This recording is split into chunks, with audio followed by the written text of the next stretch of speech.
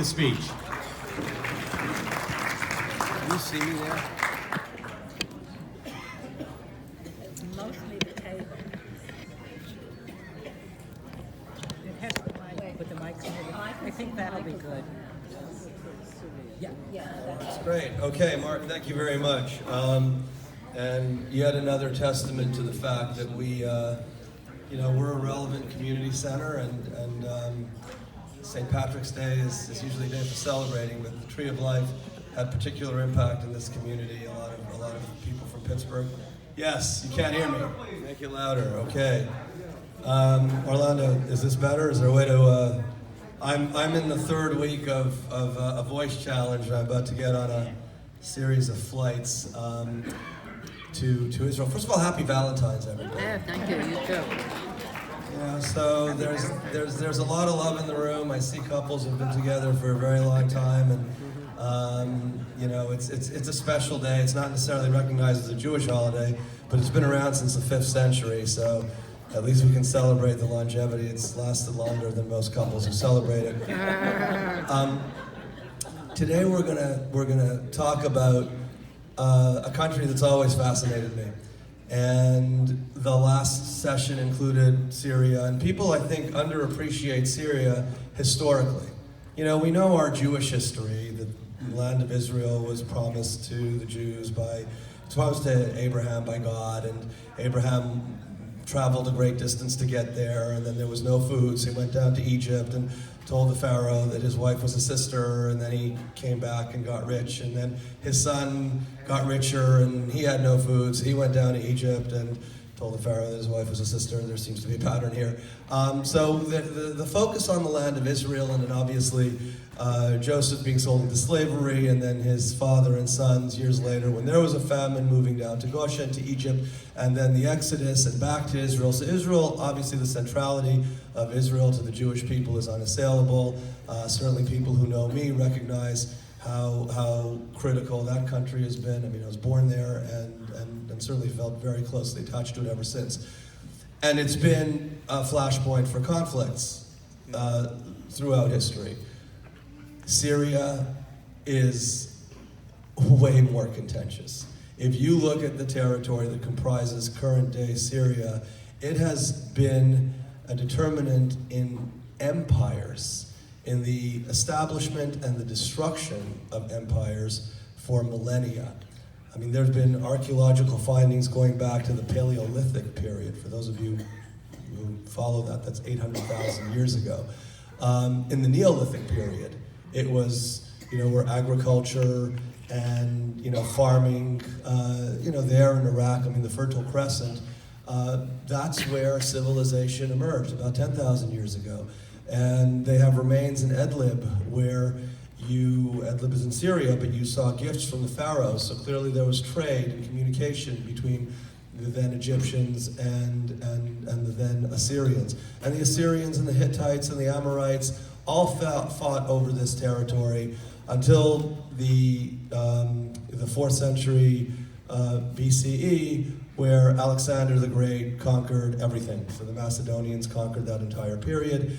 He died not there, he died sort of in what's now closer to Persia, Iran, but he divided the territory between two of his progeny, Ptolemy and Seleucus. So Syria became part of the Seleucid Empire.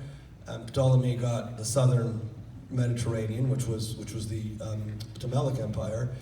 They fought 6 wars over Syria. Those empires fought 6 wars over Syria, decimated one another, completely weakened the ability of all of these little local tribes to keep fighting, which frankly is what enabled the Muslim conquest in the 7th century. So people are amazed how Muhammad came from nothing, and suddenly he and his immediate successors had control over, pretty much the entire Mediterranean basin in North Africa and the Middle East and the Near East. And one of the reasons for that is because people were really fighting each other so much that they were very weak by the time this Islamic horde came to conquer them. And Syria was actually established under the Umayyad, the first caliphate, was established in Syria. They were overthrown by the Abbasids, who were in Baghdad, And then Saladin came in the 12th century, but the Seljuks and the Crusaders were all, I mean, we know it from an Israel's history perspective, and they established fortresses in they took Jerusalem back and then lost it again, and then Akko and other places were relevant to the Crusades. There are more Crusader castles in Syria than any other country in the Middle East. So this stuff keeps happening, and then during the Ottoman Empire, the Seljuks, which were Turks, had it, and the Ottoman Empire pretty much controlled Syria, like Israel, Palestine, Jordan. They had these little eyaletts, which were large provinces that was followed to break up to vilayets, and then you had the Syrian, Jordan, Lebanon, Palestine vilayets, which is sort of what the British and French carved up during the famous Sykes-Picot arrangement. I'm going very quickly through history, but just to give you a perspective that none of this is new. And we're going to get to the current players and actors in a second, but this has been ground zero for so much conflict in the Middle East, literally for thousands of years. So Sykes and Picot famously sit down in 1916 while World War I is still raging, and they carve up this territory. Syria, what is currently Syria, was given to the French, and what's now sort of Israel, Jordan. So Syria, Lebanon, French, Jordan, Iraq, and Israel to the British. So we know more about the British history and the mandate. So let's focus on what happened with the French in Syria. So the French weren't aggressive to give the Syrians independence. That's not why they bargained for this real estate. Remember, the French and the British at the time were still major colonial powers. Colonialism was the key to territory and riches and power during that period of time. They were clearly eclipsed by the British. No countries were granted independence. Syria, Lebanon was granted independence in 43 and Syria in 46. But remember what happened in France. Germany conquered France. So as of 1940-41, Syria was really controlled by a puppet Vichy government in France. And then after the war, when the Free French and de Gaulle came back, there were a series of riots in Syria. We know about the Haganah, we know about the Irgun, and we know about the Etzel trying to get the British out of Palestine. There was very, you didn't have the detention camps in Cyprus, you didn't have, obviously, the Jewish refugee issues. I'm not drawing a parallel between Israel and Syria, but I'm just reminding you that some of the very familiar contentions that we experienced, some of you in the room may have experienced, but certainly people we know, and on the Jewish-Israel side, there was a massive Syrian rebellion going on, to the point where the British had to intervene because the French were too aggressive in suppressing a Syrian rebellion in 1946. Finally, Syria gets its independence. So Syria gets its independence in 1946.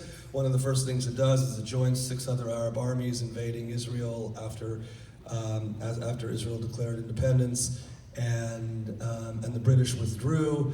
They, like the other Arab states, thought that this would take a weekend to conquer Israel.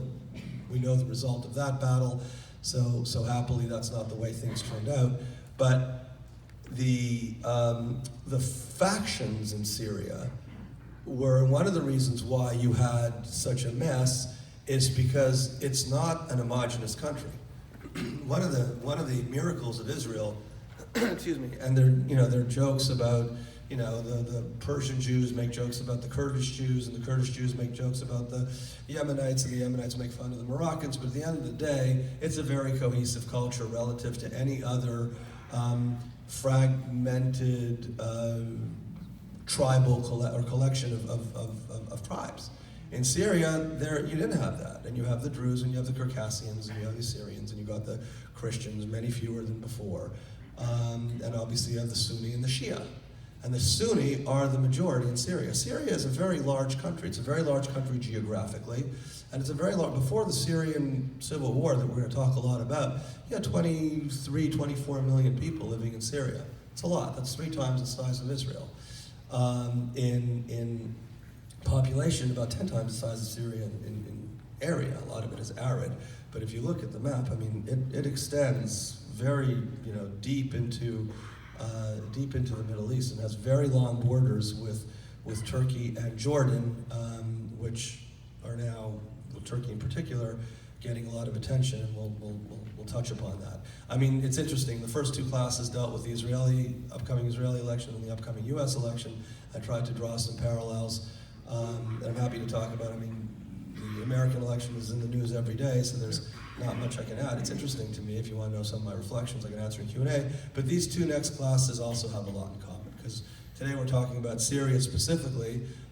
It's not part of the trick or treat, trick being Turkey, Russia, Iran, and China, but three of those countries are very major players in Israel, and a lot of what's going on between them is Turkey, Russia, and Iran is taking place in Syria. And there are a lot of vectors, and we'll analyze them.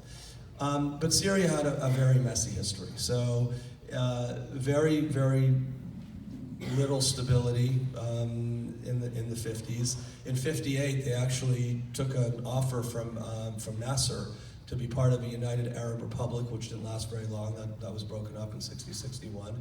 And then they had their own officers' rebellion, 63 and 66. And in 66, the Ba'ath Party took over the country. And in 1970, there was an intra-Ba'ath coup led by the then head of the Air Force, Hafez al-Assad, the Lion.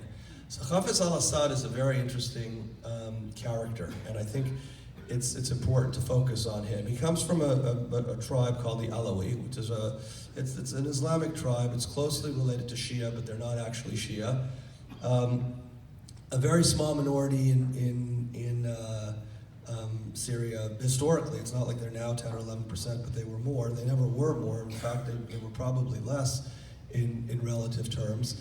But they were disproportionately present in the army, and Hafez Assad learned his lesson from his predecessors. When it was his turn to take over the country, he pretty much replaced the entire military echelon with Alawis. So from the early 70s till today, the Syrian military is an Alawi military, certainly at the senior level.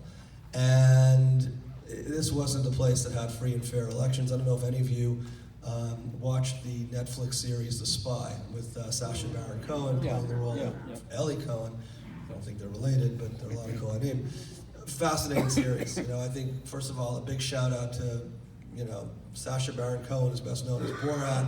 He reprised a lot of other fictitious roles, Ali G, and I always found him very entertaining. It was amazing to me that he can get away with the stuff that he can. You should see a series, This Is America, where he riffs on a bunch of people who are passionate about keeping their guns, and he plays an Israeli Mossad agent. And I mean, everything he does is very funny. And this is, to me, and this was his first serious role. And he played Eli Cohen, which I grew up, I think Eli Cohen, for most of us, is the most famous spy in Israeli history. I thought I knew what I knew, and then I watched the series, so I went back and sort of fact-checked as much as we could possibly know. So clearly there is a little bit of television, but it's so remarkable that somebody, an Egyptian Jew, who was initially rejected by the Mossad, was able to infiltrate really the upper echelons. I don't know if he was actually deemed to be the Deputy Minister of Defense, but he clearly was able to get some very important intelligence. If you haven't seen the series yet, I recommend it. So I'm not giving away too many things when I say that in addition to transmitting direct information, he also came up with some cool ideas, like out of consideration for the poor Syrian soldiers who were suffering in the Golan Heights without any shade, he decided to plant eucalyptus trees, which then the Israeli Air Force knew exactly where to bomb what installations before and during the Six-Day War. It's one of the reasons why. I mean, we all know the story about the Israelis bombing the Egyptian Air Force on the ground in the first few minutes of the Six-Day War, but this was clearly one of the things that enabled Israel to be so effective. And if you watch, so Eli Cohen was hung in 1965, so 2 years before the Six-Day War, but clearly the intelligence that he provided was very relevant, and even you could see as the details then were taking place, this was a real conflict. There was tremendous animosity, and the Syrians alongside the Jordanians and the Egyptians still couldn't understand and couldn't get over how they lost the War of Independence. And the Syrian and the Egyptians then had another slap in their face in the Sinai in 1956. But coming back to Assad, so Assad is past all that. Assad was not the leader. Even though the Ba'ath Party took control in 66, Assad did not become the leader until 1970. So the stain of the loss of the Golan Heights and the loss of, the loss of pride during the Six-Day War was not just his. Hey, hold on, come on in. Hold on, my roommate just showed up. Come here. Hey, come say hi. We're talking about Syria. You want to talk about Syria? Come. Come. Let her go, Mom. Let her go. Let her go. Let her go. Let her go. Let her go. Come say hi to the camera. You got a sticker. For those. So she's normally an optimist. She thinks the world is going to get better and better because there's candy and gum and Disney and all that other good stuff. So you can go home with Mommy soon, okay? I'm going to say goodbye. Yeah, sure. But did you have a good time in school today? Okay, you want to go with Saftaira? This is my mom. So here, I have sandwich between two things. Okay, I'm going to open her door, so here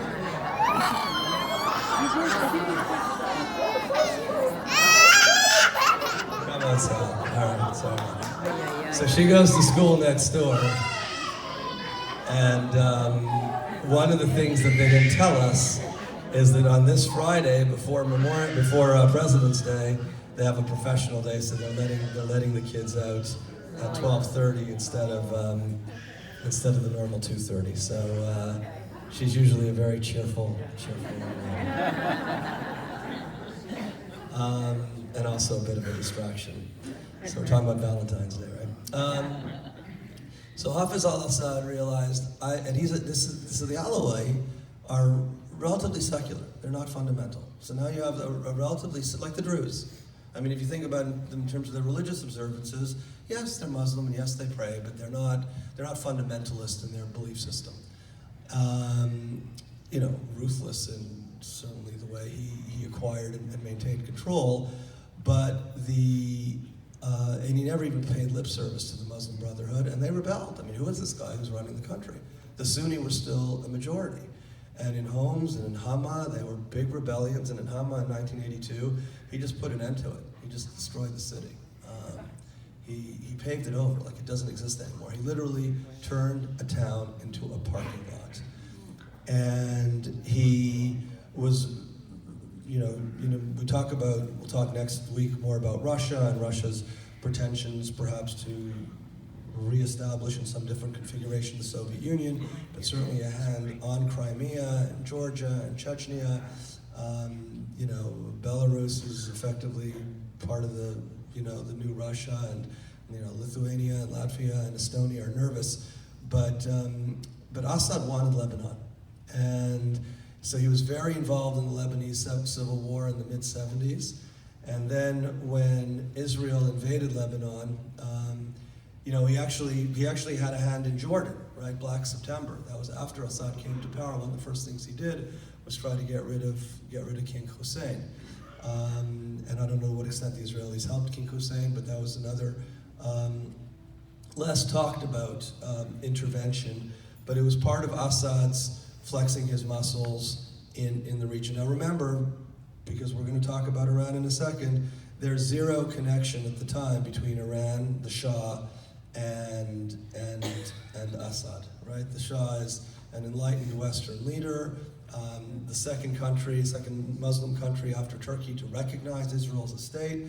Very good relations. You had probably a couple of thousand Israelis living in Tehran right before the revolution of 1979. So Assad's ambitions were much more local, and when there was a war, when Israel invaded Lebanon, the Syrian Air Force got involved in that war. There was another demonstration of American air power being so much superior to Soviet air power. I think there were 82 MiG shot down, and one Israeli plane was Ron Arad, and we still don't know what happened to him. But the bottom line is that he wouldn't he had an extremely dictatorial control over the country. And his son Bashar al-Assad was groomed to succeed him. There wasn't going to be any election. And then Bashar dies in a car accident in 1994. So his second son, Bashar, who's sort of a goofy, nerdy medical student and off in London studying ophthalmology, is summoned back. Bashar was born in 65, so in 94, 95, he's 30 years old. So he's summoned back to Syria and groomed to be the next leader. So 2000, Hafez Assad dies. They changed the Syrian constitution. You have to be 40 years old to be the president. You have to be 34 and a half. Guess why?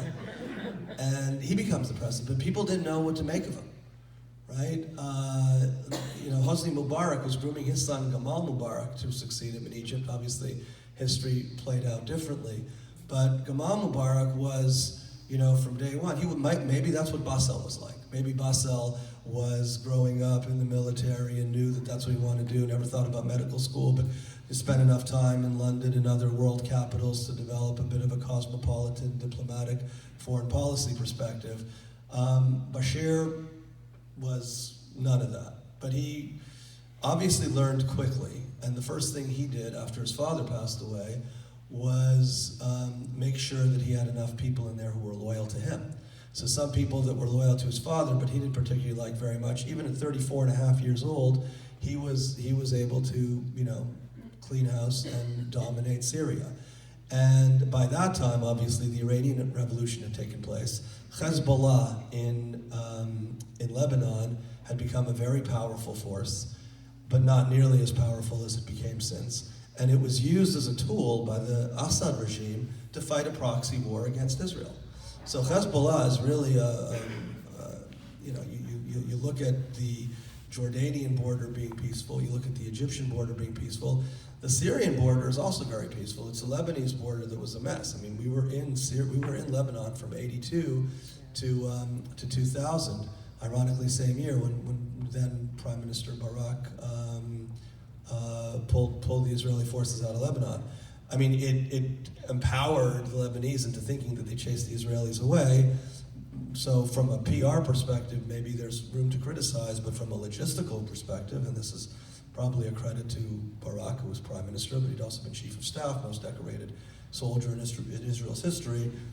Tactically, it was brilliant. They didn't lose a single soldier. They pulling out thousands of troops who've been there for nearly 20 years. But you can argue whether that empowered Hezbollah or didn't, but Hezbollah keeps getting stronger, and Assad keeps getting closer and closer and closer in bed with the Iranians. And then the Arab Spring, a lot happened between then and the Arab Spring, but then when the Arab Spring happens, people start getting toppled.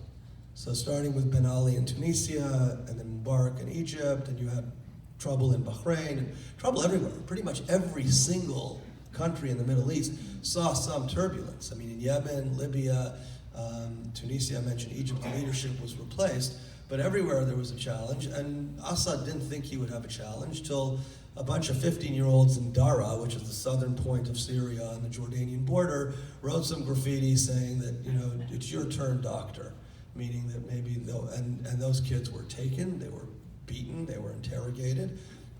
Their parents came to complain, and they were told, you should probably make other children, because you should forget about the one, these guys are, not going to fare very well. And that got the country up in arms. For whatever reason, there was enough empathy for these teenage boys, these 15-year-olds from Dara, that you had street demonstrations, and to an outside observer, it looked pretty clear that Assad was next in line to get toppled. The difference is there were too many people who had too much at stake, and they all dove in. So, you had, in Egypt, you had very little. You basically had a popular uprising in Tahrir Square. The Muslim Brotherhood was able to express itself politically for the first time.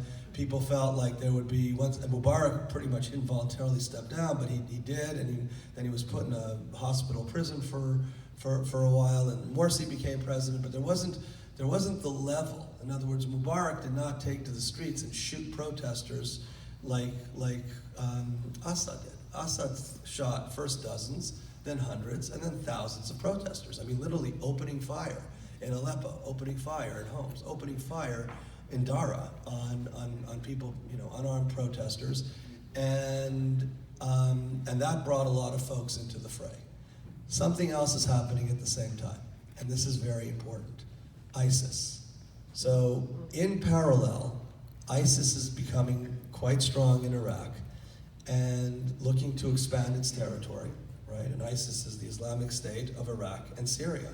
That's why we call it ISIL, Islamic State of Iraq and the Levant. Well, what's the Levant? It's Syria and Lebanon. So, Israel. But, so that was, from the very beginning, from the way they, Daesh in Arabic is an acronym for the same thing. They had their sights set on Syria, and they wanted to topple Assad. These are Sunni militants who were essentially, the core of this group were disaffected soldiers from the Saddam Hussein regime. If you look back at what the Americans did in Iraq, once they toppled Saddam Hussein, and hindsight's 2020, but they excluded all Sunni. Here too, you had a Sunni minority ruling a Shia majority, and decided to let the Shia majority run their own country, so all of the people who were associated with Saddam Hussein were displaced, and the more militant radical from among them, led by al-Baghdadi, started ISIS, started in Iraq. You still had too many Americans in Iraq. Syria was open season. You had a butcher, an Alawi, who's killing Sunni demonstrators in the street. Let's go get this guy. So they're racing into, the Iranians need Assad. The Russians, in the first instance, are not that active. The Russians have their ports. They have an air force, a main air force in Latakia, and they have a naval base in Tartus. And that's important because those are the only, that's its only naval base in the Mediterranean. If you look at Russian territory, Russia does not have any naval base on the Mediterranean, which is a critical place, except for Syria. So now they have a naval base, they have an air base, and they want to prove that unlike the Americans, they can be loyal to their friends. People in the Middle East could not believe that the Obama administration let Mubarak fall. They just couldn't believe it. Whether you like the former president, dislike the former president, there was this thing with the Syrian red line crossing with the chemical weapons, and then Lavrov comes in, the Russian foreign minister, and he does a deal with Kerry where even though you did use chemical weapons, we're going to have a very small pinprick response, and then we'll go to Congress, and they just made fun of him. They made fun of the President of the United States for backing off. It was almost like Yosemite Sam from the Bugs Bunny cartoons. I dare you to step over this line. I'm a step in, and then, he himself falls off a cliff. So that enabled Putin to be seen as a guy who sticks by his allies. And it was very important for Putin to flex his muscles in the Middle East, and the best way he could telegraph that is his ally in the Middle East, his only real ally left in the Middle East, are the Syrians. We're going to protect this guy. And now we get to the vectors, now we get to the actors. Who came in, what did they want, what happened, and where are we now? So we talked about Russia, Putin, his view of a greater Russia, once again reemerging as a global power. You have the Iranians who are desperate to include Syria on this arc, from Tehran to Beirut, where they can actually control that land bridge that would enable them to supply Hezbollah and to continue using Lebanon, but also using Syria as right on the Israeli border as a platform to help them eliminate the Zionist state. You have the Turks. The Turks, their real interest in Syria is the Kurds. So the Turks and the Syrians have fought lots of wars. I mean, up until 1999, we know about the Falun Gong in China, Gulen in Pennsylvania, which is somebody that Erdogan is very afraid of and wants to get rid of. But his big nemesis for years, throughout the 1990s, was the head of the PKK, the Kurdistan Labor Party, called Abdullah Öcalan. And Abdullah Öcalan was being kept by the Syrians, and they nearly went to war. Erdogan wasn't the prime minister yet.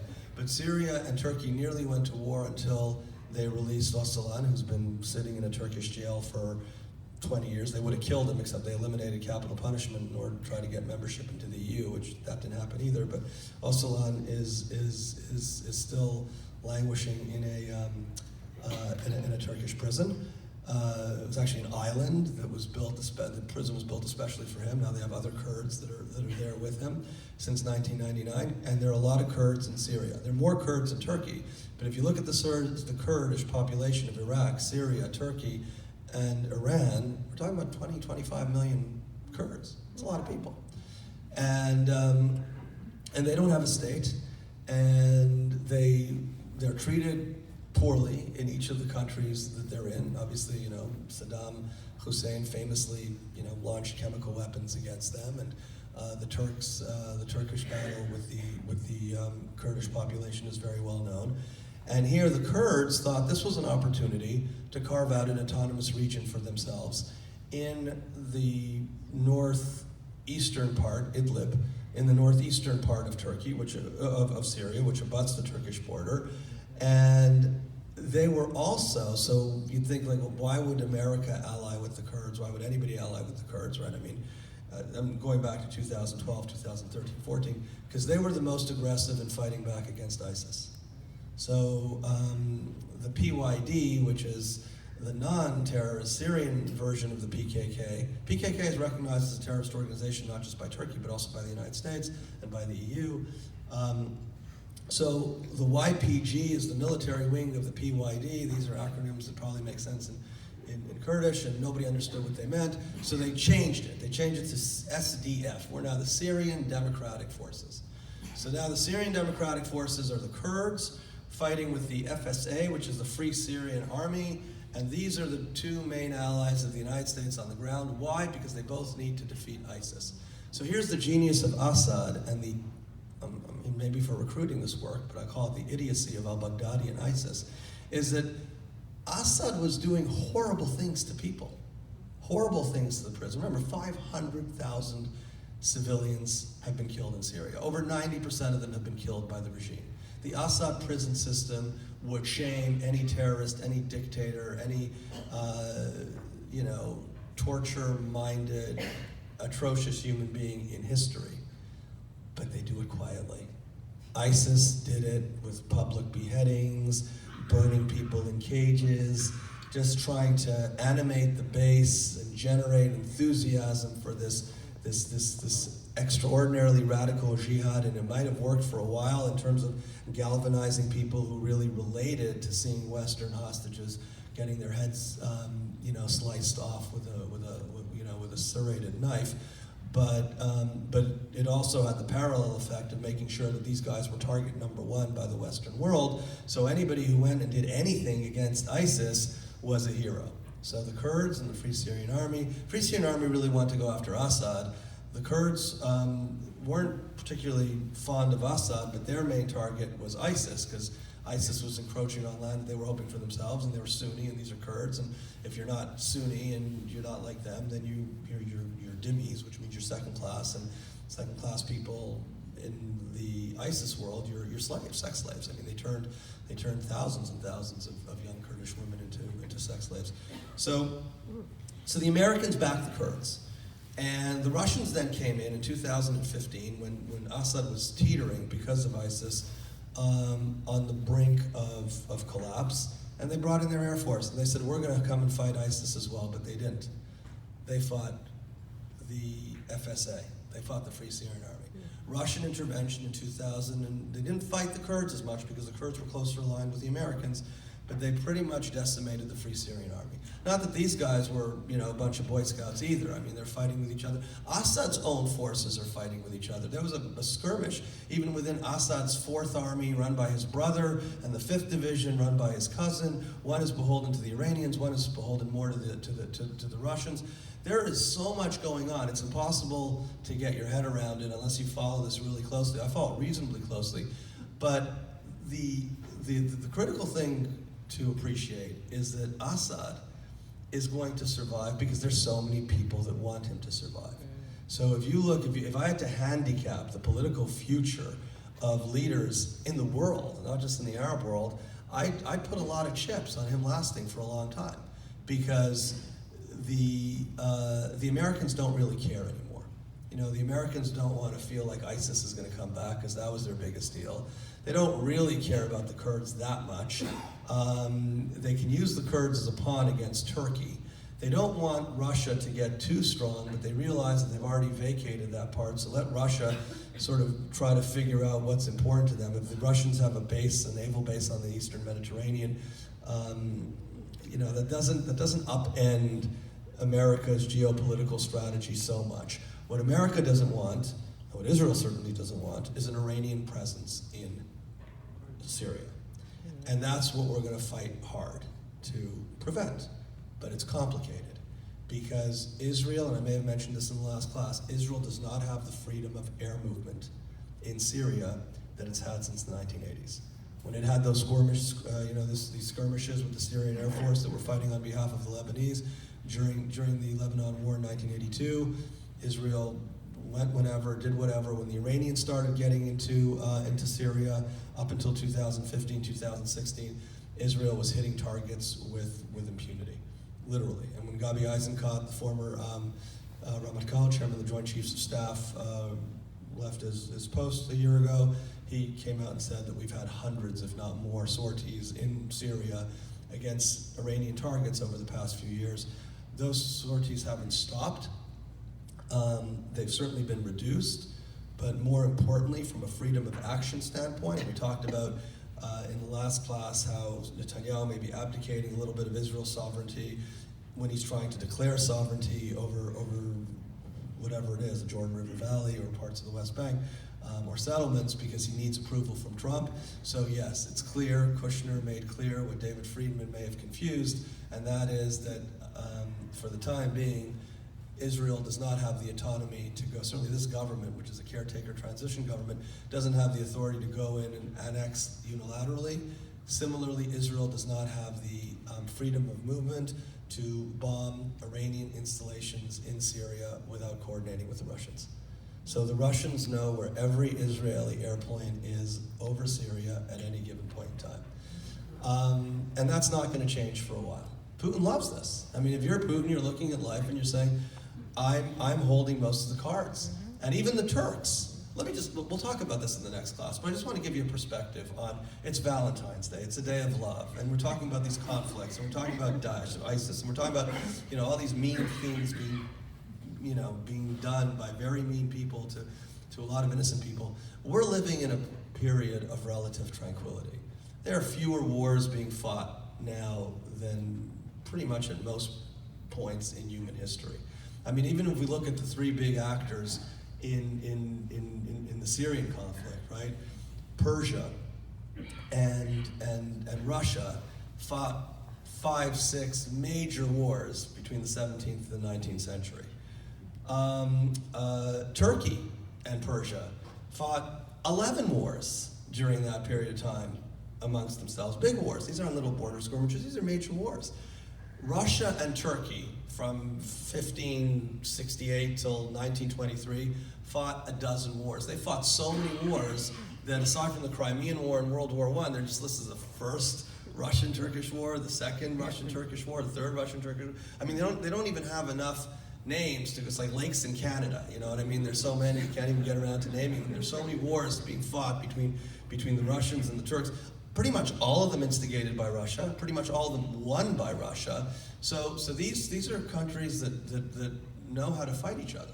And now it's quite possible, look what happened. I mean, unless the Russians stop the Turks, or the Turks will, let me say this differently, the Turks will retaliate against Syrian aggression in Idlib. Idlib is really the last province. There are a lot of people in it, it's not that big. It's about, maybe 100 square miles, maybe a little more, or maybe 200 square miles, but still not very big. And it's got like 3 million people in it. So, and it's right on that Turkish border. It's almost all Sunni. I think that's probably where they'll do some sort of territorial swap to placate Turkey and let Assad stay in. So the two things that Ankara wants is Ankara wants a suppression of the Kurds in Syria for fear that any autonomy given to them will just ignite more problems for them with their Kurdish population at home. And they can probably live with Assad in Damascus. So can the UAE. Saudi Arabia, hasn't been as inviting, but the UAE reopened its embassy in Damascus a few months ago. And I think it's inevitable that Syria will find its way back into the Arab League. They were expelled from the Arab League. So in the region, Assad is slowly finding his reintegration into that world. And the Russians have unbelievable control over the Turks. Not just because they have a more powerful army, there's just so many things going on in the world. Libya, nobody talks about Libya, but Libya is going through a civil war as well. So you have the government in Tripoli, and then you've got General Haftar so Turkey's supporting the government in Tripoli. It's a very shaky government. In Benghazi, sort of the parallel southern capital, you've got this general who's running his rebellion. The Turks are extremely concerned that, Tripoli or Libya doesn't fall, because they feel encircled, right? Think about just natural gas. Everybody talks about the natural gas miracle and Israel's newfound. Well, all of this is a game changer, clearly, but it's also a game changer for Cyprus. It's also a game changer for Greece. So here Turkey is worried about getting encircled by, historical enemies, Cyprus, Greece, new enemies, Israel, Egypt, all of whom are now collaborating on this natural gas stuff, which would displace Turkey as the key artery of eastern energy flowing from eastern sources to western needs. Turkey pretty much controlled all of that. Turkey was the key artery and benefited from that. And it's very concerned. It desperately needs Russia's help in Libya. And therefore, I think that they'll be more willing to cut a deal with Russia in Syria. So the Russians, the Turks, and the Iranians are pretty much going to decide what's going to happen, and there's enough little bargaining chips. Russia does not want Iranian expansion in Syria. So some of you think it's economic, who's going to benefit from the reconstruction of the country. The C trick, China, we'll talk about next week, and how the economy is driving their geopolitical preferences with the Belt and Road system. Brilliant things, how coronavirus may affect all that. But for the time being, talking about the big three, they have this Astana. Astana is a city in Kazakhstan, but Astana is like the Syrian Oslo. I think it might be successful, but it happens to be a place. But unlike one Oslo, it's a place that people return to multiple times. And now it looks like the Russians and the Iranians, if they come to an Astana deal that lets Assad stay in power, they've always been sort of Assad's patrons. If they can get Turkey on board, it looks like a much more comprehensive agreement. And I think, like I said, UAE, Egypt have already resigned themselves to an Assad future. What does Israel want? So Israel, as I mentioned, is in a very precarious position. But there's this famous expression, better the devil you know. And Assad is a known commodity to Israel. And putting aside this honeymoon for a couple of days, from January 28th, with this unveiling of this incredibly delicious peace proposal by the president, for the most part, Israel has spent its time managing the conflict. And managing the conflict with Syria has been relatively easy. I'm not downplaying the skirmishes in Lebanon. I'm certainly not downplaying the 2006 Lebanese war, 34 days during which over 150 Israeli civilians were killed. And my hearts go out to the families of every single one of those victims. But in a country the size of Israel with a long history, that's a blow the country can absorb. 100,000 rockets now sitting on that border that are effectively controlled by the Iranians through Syria, through Hezbollah, is tough. And Nasrallah, who's the head of Hezbollah, he had a chance to say that he fought Israel to a tie, but they got very badly beaten. President Bush was disappointed that it took so long and it wasn't more decisive, because he really gave Israel an enormous amount of political cover during the summer of 2006 to clean house. So they weren't able to clean house dispositively, but they really struck a debilitating blow to Hezbollah.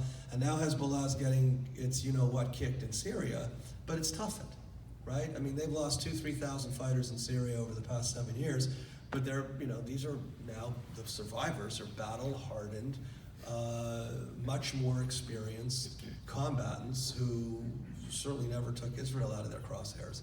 So Israel certainly doesn't want Iran encroaching closer to the Golan border. It's happening, and they're concerned about it. If you look at what's important to Netanyahu, look at where he travels. He travels to Moscow more often than he travels to Washington. And Putin, Russia is look, we'll talk about this next week. Russia geopolitically is a weak country. Its economy is reeling. It's very dependent on natural resources. Commodity prices keep plunging. They're not doing well. But Putin, personally, in terms of flexing his muscles, in general, but more particularly in the Middle East, has accomplished that. People really look to him as a guy who keeps his word, which is, wherever you fall on the political spectrum, one thing that the Saudis and the Emiratis have noticed as far as President Trump is concerned. They don't need the American embassy in Jerusalem, but he's the first out of 4 presidents who said it and then did it. They don't need Israeli sovereignty declared over the Golan Heights, but he's the first president who said he would do it, or said he would recognize it, and he did it. Same with the settlements. So they're now seeing a president of the United States who is more Putin-like in terms of standing with his allies. So yeah, this would be a good guy to be allied with, which is one of the reasons why they're very cautious about not saying anything nasty regarding the president's peace proposal publicly. We talked about this more in the last class. If you want Q&A, I'll take some questions. Certainly the last class we'll wrap it up talking about sort of where it is and where the elections are. But before we get to questions, just to wrap up the Syrian conflict. So if you look at the actors, the powerful actors, Erdogan, he's a strong man, right? And what does that mean? He's initially democratically elected. He was a mayor of Istanbul who rose to. He started his new party, AKP. He managed to upend in less than 20 years a secular Turkish infrastructure dependent on the military for keeping the secularism that Kemal Ataturk launched in the 1920s. So he's upended in about 18 years what had lasted for the previous over 80 years. After the 2016 coup, which was led by a military but did not have the support of the people, if you remember this, he's there on an iPhone doing FaceTime and saying, people go to the streets, march out, stop this, and they did. So, it was a very poorly planned coup, but he certainly used that as a pretext to clean house, not just in the military, but also in the judiciary and academia. He has very little opposition in positions of power. The country is still extremely divided in terms of pro-Erdogan and anti-Erdogan, but in terms of the positions of power, they're still very much sort of his patrons. Putin, he's going to certainly find a way to stay in power past 2024. He's not going anywhere. When we talk about China and Xi Jinping and his, upending this, conventional wisdom since Deng Xiaoping, you got your 10 years and your 10 years and your 10 years. He's got, unlimited terms there as well. Bashar Assad will win the next time he has a 7-year mandate. I think it's 2021. He won in 2014. He will win his mandate for another 7 years. So these guys aren't going anywhere, and they have an interest in protecting one another. Obviously, looking at it from the American perspective, what I think is important is that our allies feel that we're reliable. And I was certainly not a big fan of Hosni Mubarak. Morsi was atrocious, but Sisi got rid of him in a year. We got lucky, because if Sisi stayed and he was legitimately elected by the people in the first democratic election that Egypt probably had ever, but he certainly didn't do things we liked, so I was happy, like most people were happy that he didn't have a chance to do any more mischief. But Sisi is an autocrat. Sisi's not going to run for a legitimate election. So that's what we're dealing with in the region, and I think Israel could live with Assad back in power. There's no real great hope that would sit in Syria and make peace. Israel tried that in Lebanon in the early 80s, and both candidates got assassinated, the Jemiles. So they're not going to do that again. They don't have the power to do it again. Israel's biggest hope is to be able to forge an alliance with the Russians to dampen Iranian expansion in Syria and Lebanon. That's priority number one for the Israelis.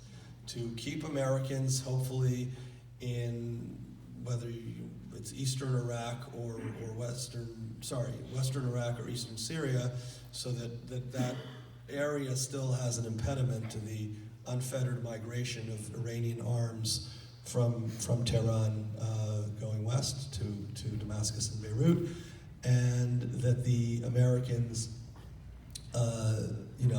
don't abandon the region. It's very much in Israel's interest for there to be an American presence. Israel doesn't want foreign troops in Israel, but it's certainly helpful that Israel has foreign troops in Iraq and Syria, that America has foreign troops in its troops in Iraq and Syria. It doesn't have to be a lot, but just enough to, a blocking presence is very much in Israel's interest. And then it's probably extremely frustrating for Israel to be at the mercy of Russian goodwill. Look, Israel has some cards too. I mean, Israel and Russia share a lot of intelligence. They're both, cyber co-operators and competitors. Both countries clearly, way up there in terms of what countries are doing in cybersecurity, offense and defense. And right now that relationship is good. If you look at the campaign posters of Netanyahu, he called, I'm in a different league. Netanyahu, Liga Acheret, He's prominently portraying pictures of him with President Trump, but no fewer pictures than him with President Putin, who he's taller than. So that's sort of what Israel's hoping for. It's not easy. It's conflict management. I predict that Assad, for those of you who are members of the Shar Shemayim, I spoke at a teaching they had on Yom Kippur in 2012 when there was some tension between Obama and Assad, and I said Assad will outlast. He was up for re-election. I said he'll probably get re-elected, but Assad will outlast his second term. I think Assad will outlast Trump's 2 terms. I think Assad is going to be the leader of Syria for a long time. But Syria is going to be a mess. I don't think the Americans are going to participate in the reconstruction of Syria. I think the Iranians and the Russians are going to compete for it, but it's not that lucrative. I mean, the country has a little bit of oil, but a population that's been completely displaced. Over 12 million Syrians, over half of the population are displaced. Almost half that number have left Syria, and the other half are just living in different regions. The 4th largest city in Jordan didn't exist 10 years ago. It's a Syrian refugee camp. And in Europe, the European Union has, even countries like Germany and Sweden that were so welcoming and, promised to let in 1 million Syrians, they have their 1 million Syrians, and they don't want any more. And you look at Merkel, and you look at certainly what's happening in Hungary, and what's happening in Greece, and what's happening in Scandinavia. There is a huge, huge backlash among, we'll call them the more indigenous European populations, against this influx of Middle Eastern refugees. And a lot of these people are humanitarian victims who deserve our sympathy, our empathy. Canada certainly has been pretty expressive in that regard, and thankfully there haven't really been any lethal cells exposed in Canada. There hasn't been a lot of violence in Canada. There's been a little bit here. There's been a lot more in Europe. But all you need are a couple of incidents to really affect popular opinion. So there's no easy solution, but it will be always a country worth watching. And if you dive below the headlines and read about whether it's Idlib or Afrin or Hazaka or Aleppo or Daraa or Damascus, every one of those cities, every one of those regions has their own combination of actors that are trying to displace one another, and that's going to happen for a long time. So whatever Syria Assad gets to reclaim control over is going to be a hodgepodge mess that he's not going to be able to do anything without the Russians, the Iranians to a lesser extent, but his loyalties are not going to be dislodged. In other words, the Saudis at some point and the Emiratis decide to maybe try to seduce him with some. This was before the Arab Spring, with some cookies so that he may pull away from Iran and get closer to them, and it didn't work. He's very loyal to the Iranians. They've kept him in power. They've helped him build that proxy army in Lebanon that's fighting Israel, which is important to him. And he's completely beholden to Putin.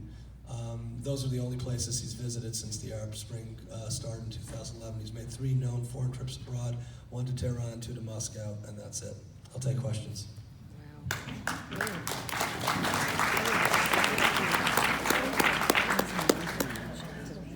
First of all, your detailed knowledge of this part of the world is more than impressive. I'm sure we all agree with that. I was wondering if you could give us sort of a 20,000-foot view of an issue that you kind of touched on in a few places. The fact that Putin and China have these leaders that outlast U.S. presidents by orders of magnitude. And now you're even talking about Assad being able to outlast American presidents. And I will. how do you feel about sort of the U.S. political system, which constantly is re-electing presidents, versus these countries that are now becoming significant players in the world, with people sitting there and able to watch things over long periods of time? Okay, so the question is, I don't know if you're asking my opinion about different political systems from a political science perspective, but how do I feel about the fact that the United States now constitutionally needs to, that a president is limited to 8 years in power, can serve 2 consecutive terms, and in countries like China and Russia, they're able to last a lot longer. Look, I'm a fundamental believer in term limits, but I'm a fundamental believer in democracy.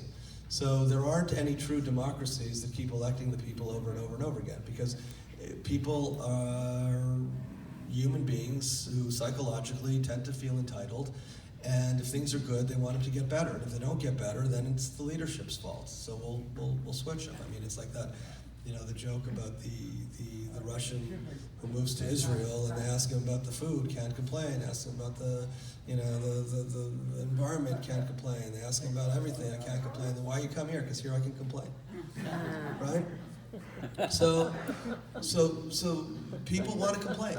People want to have a right to express themselves, and the fact that you have a legitimate ballot box system at the municipal level, at the state level, at the federal level, I think is one of the great things that America can be proud of. I mean, we can't impose that on parts of the rest of the world. The Chinese are very proud people, and people who like Putin in Russia adore Putin in Russia. And it's not that he's less liked in Russia than Trump is liked here in the United States.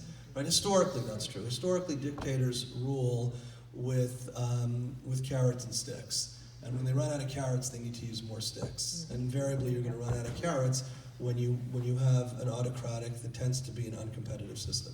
China has been a notable exception recently because they've been able to take, they have the advantage of starting from a very low base.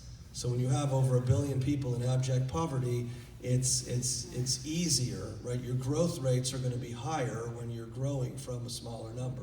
The United States economically would have a much greater challenge growing 10, 12 percentage points a year than China did in the 90s. They'll reach their pressure points as well. How does it work for a country like the United States dealing with the Chinas and the Russias of the world, where there's this anticipation of relative permanence or stability at the very least among leadership? I think it makes it easier. I think it makes it easier to appeal to the personal predilections of the leaders, because they're often conflated with the interests of the state, which is why I think some people thought that Trump's intervention in Ukraine was offensive, because it was trying to get a foreign power to or conditioning the delivery of what's a state resource, foreign aid, in order to provide a personal favor, which is an investigation of one's personal opponent. I'm not getting into the Ukrainian mess, but in the other countries, nobody gets confused about that. You know what I mean? So do we deport Gulen? Do we not deport Gulen? Do we extradite Gulen? He's Erdogan's nemesis, camping out in Pennsylvania. I don't think we will, but it's not a Turkish interest, it's Erdogan's interest. But the United States is not confused about that. Similarly, when we're dealing with China, when we're dealing with Russia, you don't have to worry about local dissent. When people deal with the president, right, he can promise whatever he wants, but if he promises foreign aid, that has to pass through Congress, right? Congress controls the purse strings. That's not the case in these autocratic countries. There's no division of powers. Yes? May I? 6 o'clock news, CNN this morning. An American interviewer in Syria in a so-called tent atmosphere with a young mother, beautiful little children. The interviewer was fluent in the Syrian language, an American woman. It was freezing there. The temperature has gone down. The Syrian woman told the reporter that she must leave this tent. The children don't have shoes, and they're going to be killed in one way or another. Either the bombs will kill them, or they. Whom did she mean when she said they will come? Okay, you'll answer. I have no idea. So the reporter said, "Well, where will you go?" I started crying. Yeah. The reporter said, "Where will you go?" She said, "I don't know, but I want to save myself and the children." Yeah. I'm sure it'll be shown again, Maybe. during the course of the So, day. I don't know what the question is, but if you're reminding us that we should have came empathy. to hear about Syria, so Yeah. I'm making this No, statement. it's a great point. So if you're reminding us that there's an enormous amount of human suffering going on there, well, you're absolutely right. And I mentioned over 500,000 people have been killed. That sounds like a big number because it's a huge number. And 12 million people displaced. The woman and her children are part of those 12. Yes. I wonder what effect if this coronavirus, you just mentioned it, but if China gets really weakened by this, how does that, and it's probably an hour discussion, but let's assume that we hopefully don't, but let's assume that it's much more serious than we think it is, at least in China. How does that affect the conversation we've been having? It's actually an hour and 15-minute discussion, which will take place next Friday. Yes. When U.S. forces left the Kurds exposed, I guess it was several months back, and that was criticized in some quarters. What's your opinion about that? So the question is, when the U.S. decided to withdraw from Syria, its major presence in Syria was in the northern part of the country, where ISIS had historically had more control, sort of straddling the Turkish and Iraqi borders with Syria. And the United States declared that it's withdrawing. It didn't have many troops left, but it was going to withdraw the troops they had there. It was just an open invitation for Erdogan, for Turkey to come in and get rid of the Kurdish presence there. Not just get rid of, that means that the Kurds are fleeing because that's. To your point about showing our allies and potential allies that we can't be trusted, that seems to be a gross dereliction of that. I agree. I agree, and I think most members of Congress, including Republican members of Congress and allies of the president, Senator Marco Rubio, Senator Lindsey Graham, other strong voices within the Republican Party called him out on that. I think that his general staff called him out on it, and I think there was a slight retrenchment, so not all the troops have left. I don't think they all will. Then there was a high-profile assassination of al-Baghdadi, the ISIS leader, shortly thereafter, like within days of the announcement. But I clearly think, and I mentioned this certainly from Israel's perspective, and my perspective, a lot of people's perspective, that unlike, sending large numbers of troops to a place in the hope of changing that place and making it better, sending a very small number of troops to a place and raising the odds that it doesn't become a lot worse is sort of a different risk-benefit analysis, and I think a better one. Does that answer your question? Yeah. Yes.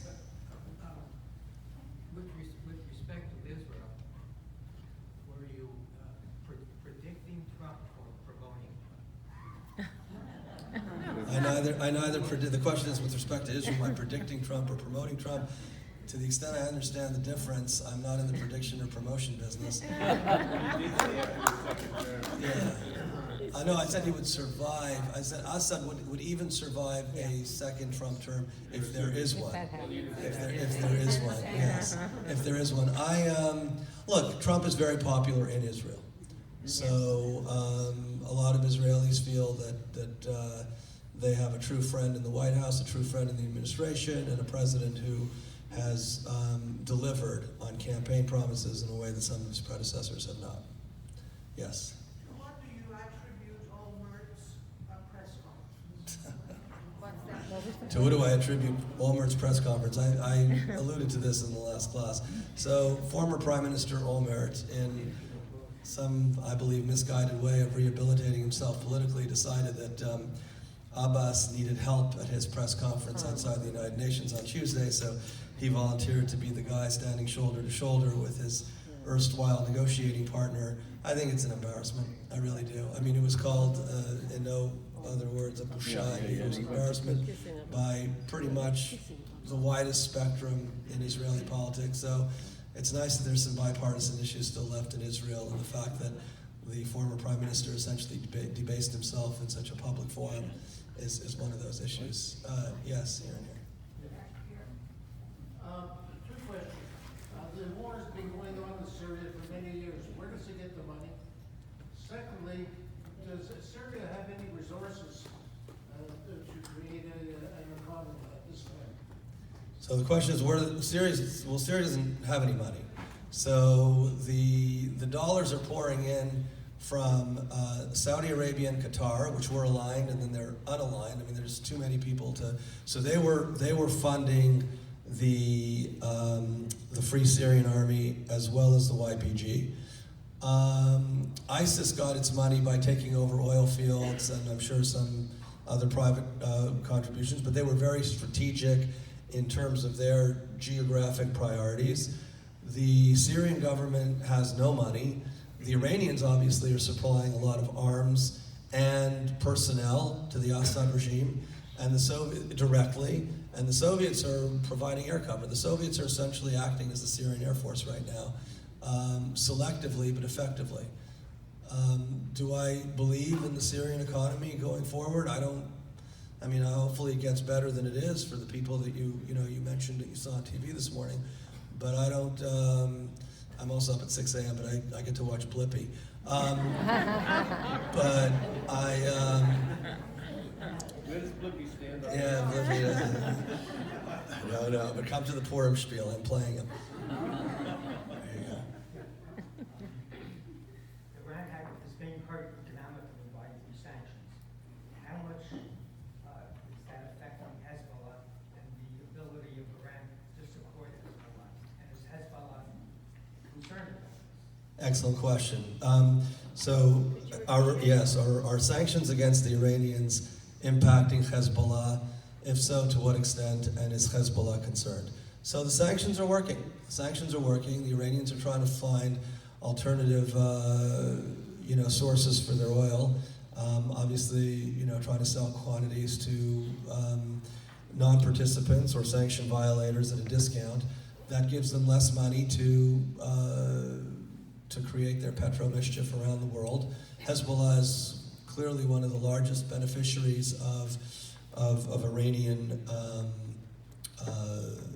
transfer payments in that regard, so they have less money. So Hezbollah is still accumulating more rockets, not at the pace that it was able to do before the sanctions. Hezbollah was a big beneficiary of this windfall that the Iranians got from the previous administration, but that money's run out. So Hezbollah has other sources of financing. I mean, they're all into racketeering and smuggling and they're terrorists, which is why the financial system is important on par with military reactions in order to keep some of these organizations in check. But one of the many positive features of the sanctions that I'm in favor of is that it has had a negative impact on Hezbollah and similar organizations. Yes, sir. So again, coming back to China. Since all these countries, north of Israel,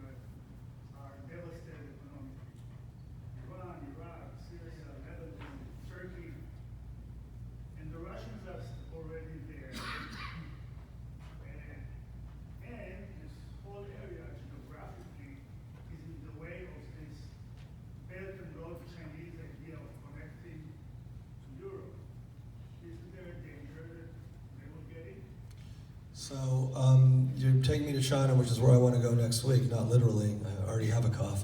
But the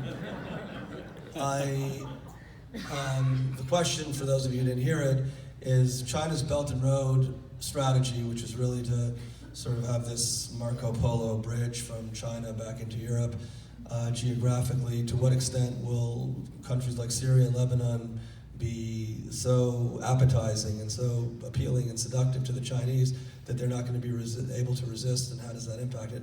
We'll talk about China more next week. China is very strategic in terms of where it's putting its economic resources. It doesn't really care about the politics of a region, but it's not going to put too many chips on a place where those chips can explode and where there's so many other actors at the table. China's been very effective at going into places that are certainly less volatile today, and where it's a tabula rasa. They can do what they want, they can say what they want, and there's no even mini power opposition, let alone super opposition to them promoting their agenda. We had one more question. Okay, well, yeah, all right. I'll take these 4 hands, and that's it. And Nathaniel. In your opinion, was the red line failure more a cop-out by a naive leader, or was it something intentional and maybe consistent with a deeper strategic vision? You're talking about the previous administration, Obama's red line failure? It's a good question. Do I think that the red line failure, where there was a declaration of chemical weapons being a red line that would spark an American response and then walked back from it? I think that there was a hope that the bark would be strong enough that the bite would be necessary. And once it turned out that that wasn't the case, it became extremely convenient for the president to use an olive branch from the Russians, or a ladder from the Russians, to step off. I think it was a mistake, and not because I think it was a mistake for lots of reasons. I mean, viscerally, morally, I think that Assad and the regime should have been punished viciously for using chemical weapons. And chemical weapons, but chemical weapons are like, the difference between ISIS and Assad, right? So chemical weapons are lethal and they're horrible, and they've been outlawed and banned for all sorts of reasons. But if you're going to kill 500,000 people, at the end of the day, these people are dead. So whether they're killed by sarin gas or they're killed by major bombs that wipe out their buildings and their villages, there are lots of reasons why you could have created other red lines. So from a strategic position in the United States, it wasn't critical for the U.S. at that point to respond to a chemical weapon attack any more than it was critical for them to respond to what was then probably 150, 200,000 civilians that had been killed. But I think it sent a message of weakness. So I think that it reminded people that a red line is sort of a pink line and then maybe a blurry line and not a line at all. And I think that it accelerated the ability. Honestly, so that was 2014.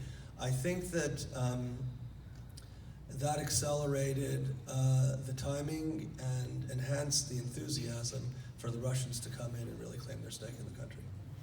Yes, one, two. So the question in my head about Iraq. Iraq is becoming Shia primarily, and likely they're going to throw the Americans out. Doesn't it create a danger of them becoming a proxy for Iran, who is Shia? Of course. Therefore, present a clear and present danger to Israel. Of course. I mean, but this has been true since the overthrow of Saddam Hussein. So whether you felt the Americans got it right or wrong, or picked the right or wrong target in 2003, in retrospect, again, hindsight being 2020, especially because they excluded anybody Sunni, the minority Sunni, from real leadership positions in the future of Iraq, they essentially handed it seems to be the Iraqi leadership into Shia arms. And the fact that Iran and Iraq fought an 8-year civil war that killed over, not civil war, an 8-year war in the 1980s that killed over 1 million people. This was a very Sunni Iraq fighting very Shia Iran. And now if you've got an Iraq always had a Shia majority. And now they've got a Shia majority being run by a Shia government. It's an absolute danger, which is one of the many reasons, many reasons, that Israel is so insistent on maintaining control over the Jordan Valley, because Jordan itself is highly likely to be a failed state. What I said about Assad, I would not say about King Abdullah in Jordan in terms of his predicted longevity as leader. But therefore, Israel's got to look at its Jordanian border as its Iraq and then Iranian border, and I think you're absolutely right. Yes? I'm wondering, like, the war started already like a decade ago. Israel kept pretty calm at the beginning, like they did the other Arab Spring beginning, because nobody knew where it goes to. So, but after a while, it was pretty clear Assad stays in power, if we like it or not, but that's the fact. And there were like couple of years before the war started, it was actually from Turkey, before the relations with Turkey and Israel went south, there was a trial to start a peace agreement between Syria and Israel. Don't you think there was maybe a historical chance within the last years to make, I don't want to say like a peace agreement with Syria, but try to change something? It feels like so many things changed in Syria for the last decade, like groups fighting with each other, now they're enemies, they fight again, like allies changing. Only the standpoint for Israel and Syria is pretty much the same like it was 10, 20, 30 years ago. Wouldn't this time have any chances for any kind of agreement? I mean, Syria is not in a position to make any agreements right now anyway. I mean, Syria is completely controlled by Russia and partially controlled by the Iranians. There's certainly not going to be any dialogue between Israel and the Iranians, and there's constant dialogue between Israel and the Russians. So from a functional standpoint, the peace is preserved by having an understanding of how far Israel plans to go and coordinating with the Russians in terms of what Israel's red lines are. And Israel, to Nathaniel's question, has been much clearer and much more aggressive in terms of pursuing its red lines. But you know, Israel's not sitting in Washington, D.C. Israel's sitting up right there. You know, it's an existential issue. It's not a theoretical moral question for Israel.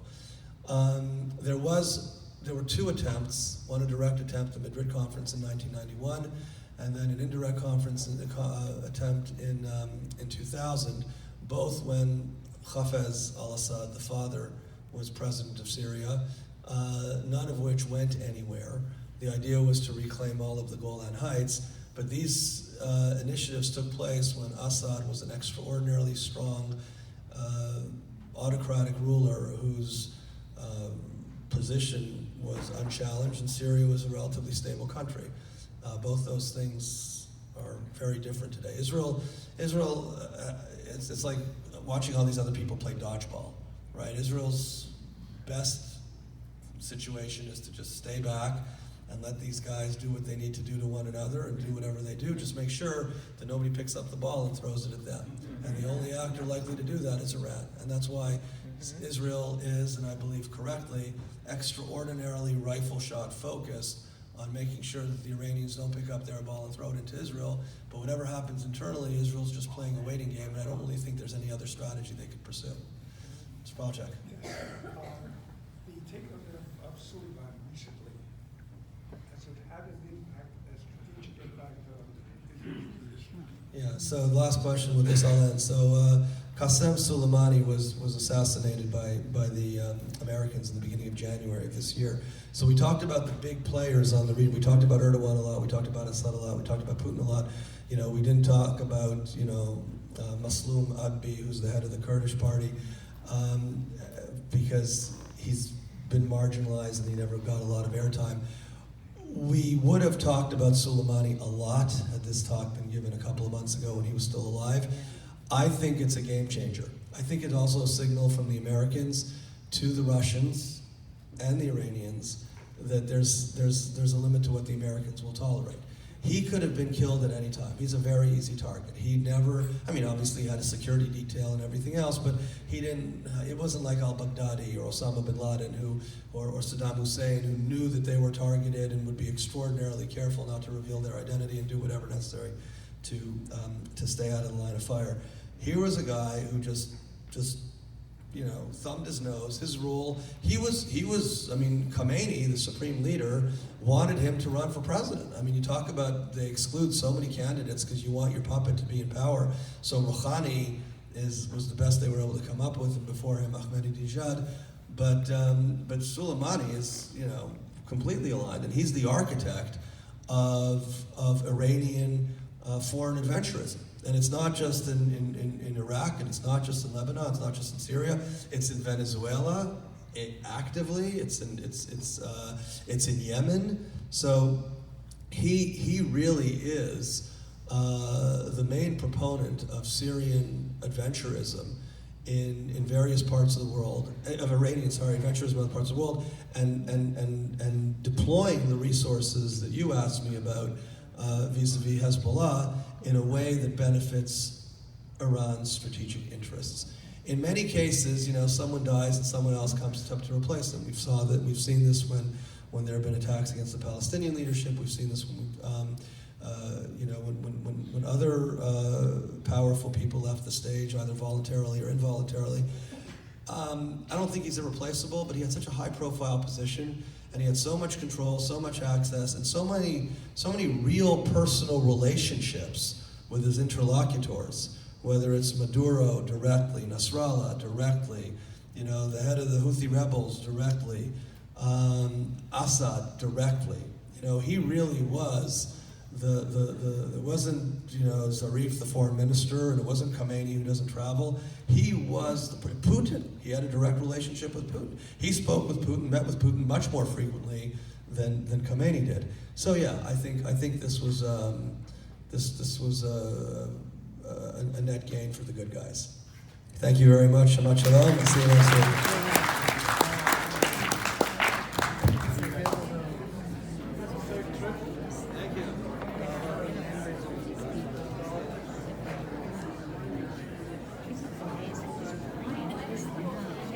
This morning, just before coming in, I heard that they're going to